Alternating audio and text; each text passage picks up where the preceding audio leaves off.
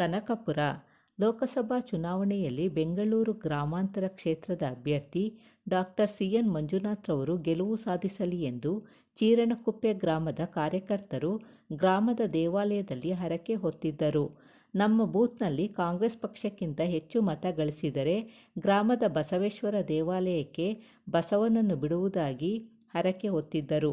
ಇಂದು ಮಂಜುನಾಥ್ರವರ ಅನುಪಸ್ಥಿತಿಯಲ್ಲಿ ಅವರ ಪತ್ನಿ ಅನಸೂಯಮ್ಮನವರ ಸಮ್ಮುಖದಲ್ಲಿ ಕಾರ್ಯಕರ್ತರು ಹರಕೆ ತೀರಿಸಿದರು. ಮೊದಲು ಮಾರಮ್ಮನ ದೇವಾಲಯದಲ್ಲಿ ಪೂಜೆ ಸಲ್ಲಿಸಿ ನಂತರ ಹರಕೆ ಪೂಜೆಯಲ್ಲಿ ಭಾಗವಹಿಸಿದರು. ನಂತರ ಮಾತನಾಡಿದ ಅನಸೂಯರವರು, ಇಂದು ಮಂಜುನಾಥ್ರವರು ಬರಬೇಕಾಗಿತ್ತು, ಕಾರಣಾಂತರದಿಂದ ಬರಲು ಸಾಧ್ಯವಾಗಲಿಲ್ಲ ಎಂದರು ಮತ್ತು ಕ್ಷೇತ್ರದ ಜನರಿಗೆ ಗೌರಿ ಗಣೇಶ ಹಬ್ಬದ ಶುಭಾಶಯ ಕೋರಿದರು. ಕಾರ್ಯಕ್ರಮದಲ್ಲಿ ಜೆಡಿಎಸ್ ಪಕ್ಷದ ಮುಖಂಡರುಗಳಾದ ನಾಗರಾಜು, ಸ್ಟುಡಿಯೋ ಚಂದ್ರು, ಸಿದ್ದಮರಿಗೌಡ, ಚಿನ್ನಸ್ವಾಮಿ, ತಿಮ್ಮೇಗೌಡ, ನಲ್ಲಹಳ್ಳಿ ಶಿವಕುಮಾರ್, ಶೋಭಾ, ಪವಿತ್ರ, ಬಿಜೆಪಿ ಪಕ್ಷದ ಮುಖಂಡರುಗಳಾದ ಕೊತ್ತನೂರು ಕುಮಾರ್, ಮಂಜುನಾಥ್ ಹಾಗೂ ಜೆಡಿಎಸ್ ಮತ್ತು ಬಿಜೆಪಿ ಪಕ್ಷದ ಕಾರ್ಯಕರ್ತರು ಮತ್ತು ಗ್ರಾಮಸ್ಥರು ಹೆಚ್ಚಿನ ಸಂಖ್ಯೆಯಲ್ಲಿ ಭಾಗವಹಿಸಿದ್ದರು.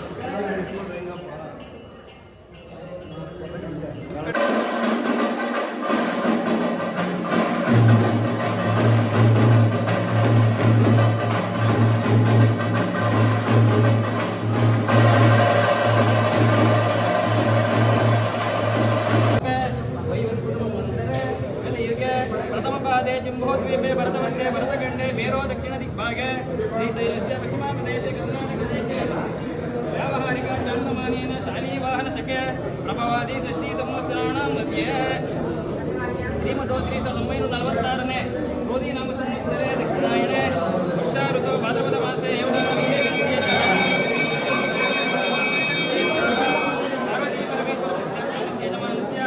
ಮಂಜುನಾಥ್ ಸಾಹೇಬ್ರು MP ಸಾಹೇಬ್ರು ಮಂಜುನಾಥ್ ಸಾಹೇಬ್ರು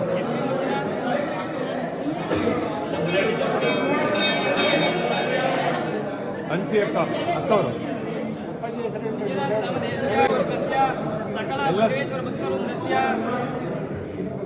ಹಲೋ ಹಲೋ ಸ್ವಾಮೀಜಿ ರಜಿನಿ ಅಕ್ಕವರು ಅಂತ ಹೇಳಿ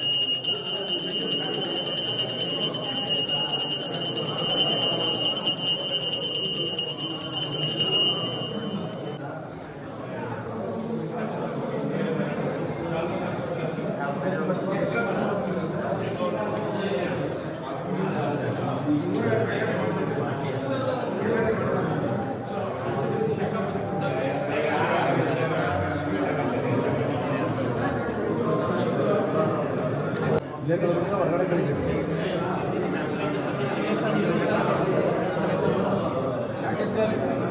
ಚಾಕೀಸು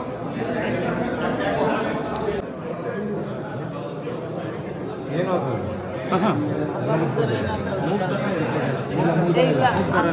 ಎಲ್ಲರೂ ಬಿಸ್ಬಿಡ್ತಾರೆ ಬಸ್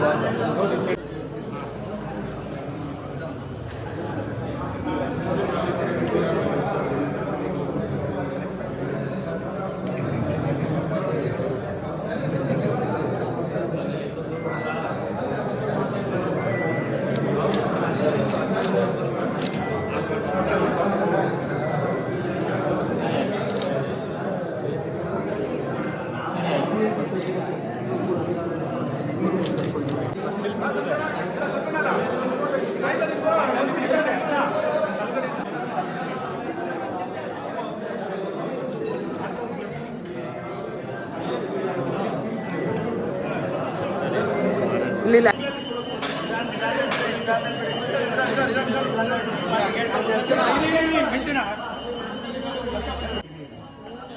ಚಂದ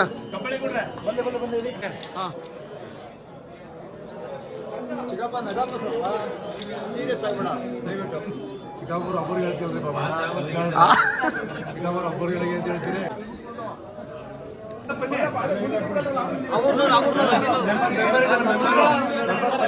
ಚೀಮಕುಂಟೆ ಗ್ರಾಮಕ್ಕೆ ಆಗಮಿಸಿರುವಂಥ ಎಲ್ಲ ಪತ್ರಿಕಾ ಮಾಧ್ಯಮದವರಿಗೆ ತುಂಬ ಧನ್ಯವಾದಗಳನ್ನ ಹೇಳ್ತಾ ಈಗ ತಮ್ಮನ್ನು ಕುರಿತು ಏನಾದ್ರು ಪ್ರಶ್ನೆ ಇದ್ರು ಮೇಡಮ್ ಅವ್ರು ಕೇಳ್ಬೋದು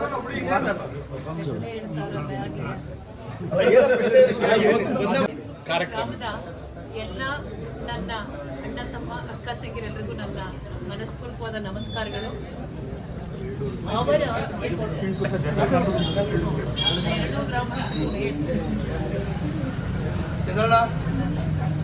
ಇಲ್ಲಿ ಗ್ರಾಮಸ್ಥರು ಬಸವೇಶ್ವರ ಸ್ವಾಮಿ ದೇವಸ್ಥಾನದಲ್ಲಿ ಅವರ ಮನಸ್ಸಲ್ಲಿ ಸಂಕಲ್ಪ ಮಾಡಿದಂತೆ ಇವತ್ತು ಒಂದು ಬಸವನ್ನ ದೇವರ ಹೆಸರು ಬಿಡೋದಕ್ಕೆ ಒಂದು ಕಾರ್ಯಕ್ರಮ ನಿರೂಪಿಸಿದ್ರು. ಆ ಕಾರ್ಯಕ್ರಮಕ್ಕೆ ಡಾಕ್ಟ್ರೇ ಬರಬೇಕಿತ್ತು, ಅವ್ರು ಬರೋಕ್ಕಾಗದೇ ಇರೋದ್ರಿಂದ ನಾನು ಬಂದಿದ್ದೀನಿ. ಅವ್ರು ಬರದೇ ಇರೋದಕ್ಕೆ ಎಲ್ಲರೂ ನಾನು ಕ್ಷಮೆ ಕೇಳ್ತೀನಿ. ಕೆಲಸದ ಜಾಸ್ತಿ ಇದ್ದಿದ್ದು ಬರೋಕ್ಕಾಗಿಲ್ಲ, ಅದರಿಂದ ಅವ್ರ ಪರವಾಗಿ ನಾನು ಬಂದಿದ್ದೀನಿ. ಅದಕ್ಕೆ ನಿಮ್ಮೆಲ್ಲರಿಗೂ ಒಂದು ನನಗೆ ಅವಕಾಶ ಮಾಡಿಕೊಟ್ಟಿರೋದಕ್ಕೆ ಗ್ರಾಮಸ್ಥರೆಲ್ಲರಿಗೂ ಮೊಟ್ಟ ಮೊದಲನೇ ಧನ್ಯವಾದಗಳನ್ನು ಹೇಳಕ್ಕೆ ಇಷ್ಟಪಡ್ತೀನಿ. ಇದು ಸಾಂಕೇತಿಕವಾಗಿ ಒಂದು ಬಸವನ್ ಬಿಡೋದು ಒಂದು ಗ್ರಾಮದ ಒಳಿತಿಗಾಗಿ ಬಿಡ್ತಾರೆ ಅಂತ ನಾನು ಅಂದ್ಕೊಂಡಿದ್ದೀನಿ. ಅದು ಹೇಗೆ ಎಲ್ಲರ ಬದುಕಿನಲ್ಲಿ ಒಂದು ಒಳ್ಳೆ ಕೆಲಸನ ಮಾಡಿ ತನ್ನ ಮನಸ್ಸಿನಲ್ಲಿ ಯಾವುದೇ ರಾಗದ್ವೇಷ ಇಟ್ಕೊಳ್ದೆ ನಮ್ಮ ಸಮಾಜದ ಏಳಿಗೆಗಾಗಿ ಅದು ಬಸವಣ್ಣ ಕೆಲಸ ಮಾಡುತ್ತೆ ಅಂತ ಹೇಳ್ಬೇಕು.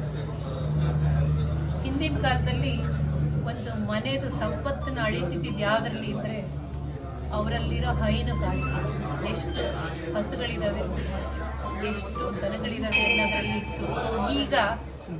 ಈಗಿನ ಬದಲಾವಣೆ ಯಾಂತ್ರಿಕ ಜೀವನದಲ್ಲಿ ಯಾವ ಮಟ್ಟಕ್ಕೆ ನಾವು ಹೋಗಿದ್ದೀವಿ ಅಂದರೆ ಒಂದು ಮನೆಯಲ್ಲಿ ಎಷ್ಟು ಬೆಡ್ರೂಮ್ ಇದೆ, ಎಷ್ಟು AC ಇದೆ, ಎಷ್ಟು TV ಇದೆ, ಮನೆ ಮುಂದೆ ಎಷ್ಟು ಕಾರ್ ಇದೆ ಅನ್ನೋದು ಲೆಕ್ಕ ಹಾಕ್ತೀವಿ. ಆದರೆ ನಮ್ಗೆ ನಿಜವಾಗಿ ಬದುಕಕ್ಕೆ ಬೇಕಾಗಿರೋದು ಒಂದು ಒಳ್ಳೆ, ಯಾಕೆಂದರೆ ಅವಾಗೆಲ್ಲ ನಮ್ಮ ತಂದೆ ಹೇಳೋರು ಒಂದು ಹೆಣ್ಮಗು ಕೊಡಬೇಕು ಅಂತ ಹಿಂದಿನ ಕಾಲದಲ್ಲಿ ಹಿಂದೆ ಹೋಗಿ ತಿಪ್ಪೆ ನೋಡ್ತಿದ್ರು. ಕಾರಣ ಏನು ಅಂದರೆ ಆ ತಿಪ್ಪೆ ಎಷ್ಟು ದೊಡ್ಡದಿರುತ್ತೋ ಅಷ್ಟು ಅವ್ರ ಮನೆಯಲ್ಲಿ ಹಸುಗಳಿದ್ದಾವೆ, ಇದರಿಂದ ಬದುಕು ನಡೆಸ್ತಾರೆ. ಒಂದು ಎತ್ತಿದ್ರು ಅಷ್ಟೇ, ಎತ್ತು ಎಷ್ಟು ಉಪಯೋಗ ಬರುತ್ತೆ. ಈಗ ನೋಡಿ ಎಲ್ಲ ಗೊಬ್ಬರಕ್ಕೆ ಹೋರಾಡ್ತಿದ್ದೀವಿ. ಯಾಕೆಂದ್ರೆ ನಾವು ನಮ್ಮ ಬದುಕಿನ ರೀತಿ ಬದಲಾಯಿಸಿಕೊಂಡು ರೈತರೆಲ್ಲ ಸಂಕಷ್ಟಕ್ಕೆ ಸಿಕ್ಕಿದ್ದಾರೆ. ಮುಂದಿನ ದಿನದಲ್ಲಿ ನಮ್ಮ ಜೀವನ ಶೈಲಿ ಬದಲಾವಣೆಯಾಗಿ ಸಂಪತ್ತು ಭರಿತವಾಗಿ ಒಂದೊಂದು ಹಳ್ಳಿನಲ್ಲಿ ಸಂಪತ್ತಿನಲ್ಲಿ ಹೆಚ್ಚಲಿ ಅಂತ ನಾನು ಭಗವಂತನಲ್ಲಿ ಒಂದು ಪ್ರಾರ್ಥನೆ ಮಾಡಿ ಈ ಎರಡೂ ಹಳ್ಳಿ ಜನರಿಗೆ ಜೊತೆಗೆ ನಮ್ಮ ತಾಲೂಕಿಗೆ ವಿಶೇಷವಾಗಿ ನಮ್ಮ ಗ್ರಾಮಾಂತರ ಕ್ಷೇತ್ರಕ್ಕೆ ಅದೇ ರೀತಿ ರಾಜ್ಯಕ್ಕೆ ಮತ್ತು ದೇಶ ಅಭಿವೃದ್ಧಿ ಆಗಲಿ ಅಂತ ನಾನೊಂದು ಭಗವಂತನಲ್ಲಿ ಕೇಳ್ತೀನಿ. ಅದೇ ರೀತಿ ಈ ಗೌರಿ ಗಣೇಶ ಹಬ್ಬದ ಶುಭಾಶಯಗಳನ್ನೆಲ್ಲರಿಗೂ ನಿಮಗೆ ನಾನು ಇಲ್ಲಿದ್ದೇ ಹೇಳಕ್ಕೆ ಇಷ್ಟಪಡ್ತಾ ಇದ್ದೀನಿ. ಎಲ್ಲರಿಗೂ ಗೌರಿ ಗಣೇಶ ಆರೋಗ್ಯ ಆಯುಸ್ಕೊಟ್ಟು ಒಂದು ಒಳ್ಳೆ ಬದುಕನ್ನು ಪ್ರತಿಯೊಬ್ಬ ಮನುಷ್ಯನ ಜೀವನದಲ್ಲಿ ಕೊಡಲಿ ಅಂತ ಹೇಳಿ ಭಗವಂತನ ಪ್ರಾರ್ಥನೆ ಮಾಡ್ತೀನಿ. ನಿಮ್ಮೆಲ್ಲರಿಗೂ ಧನ್ಯವಾದ.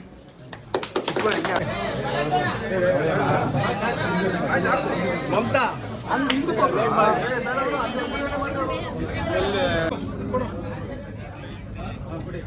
ಸ್ವಲ್ಪ ವಿಷಯ